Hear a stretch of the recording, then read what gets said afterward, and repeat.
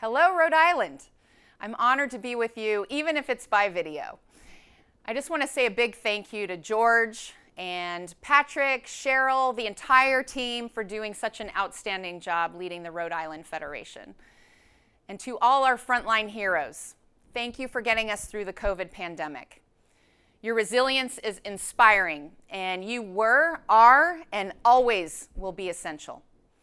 Congratulations to Armand on your unanimous re-election as Secretary-Treasurer of LIUNA. And thank you for over 50 years of dedication as a member of the Labor's Local 271 in Providence. I'm glad to see Secretary Marty Walsh here and everywhere. I've been following you on the same circuit, and you are showing up at events all across the country. Thank you for always being there for us and for steering the Department of Labor so expertly. We have grown our partnership with United Way Rhode Island, and thank you, Courtney, for working with us to improve the lives of working families in the Ocean State. And Priscilla and Patrick, thank you for your leadership with Climate Jobs Rhode Island. New England saw the rainiest July on record.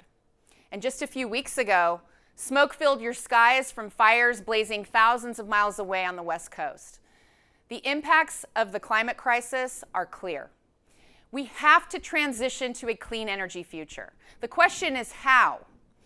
And Rhode Island is answering by example with good union jobs. Our movement, government, industry leaders, and environmental groups work together to bring offshore wind to the Atlantic coast. And workers in the Rhode Island building trades built Block Island Wind Farm, the first successful offshore wind farm in the United States. It's a model for the entire country to follow. Because the only way we can meet the urgency of this moment is with a high road strategy that creates good union jobs.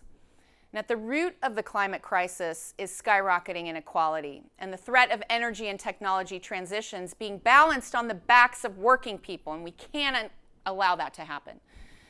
Cracks in our systems were built on racial discrimination and disparity, and were made so much deeper by 40 years of trickle-down economics. This is our chance to recover from the COVID crisis, to respond to the climate crisis, and reverse the long-standing inequality.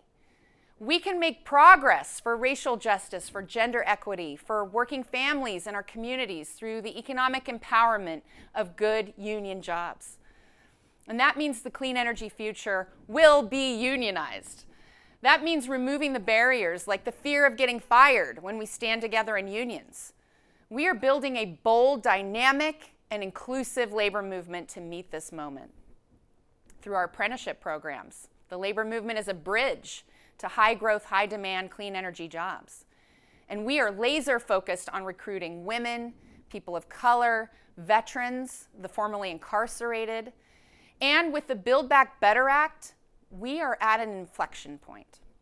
The reconciliation package and the bipartisan infrastructure bill include game-changing investments, job training, community resilience projects, roads, bridges, waterways, rural broadband, public transportation, electric school buses, a national network of charging stations, all good union jobs.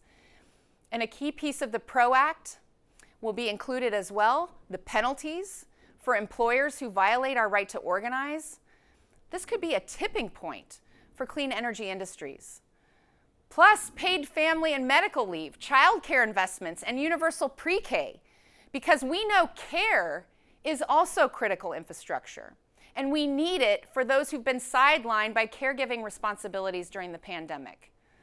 And to make sure those care jobs are good jobs, with families supporting wages and benefits. This is a breakthrough, but it's just the beginning. Everyone should have access to the life-changing power of a good union job. So we're going to keep pushing to update labor laws for this century. We're going to keep pushing to protect and expand our voting rights. And we're going to put an end to wage theft and the shadow economy and the practice of misclassifying us as contractors to deny us our rights. We're going to keep pushing for the path to citizenship because it is long overdue. A worker-centered democracy depends on our rights at the ballot box and in our workplaces for everyone who lives and works here.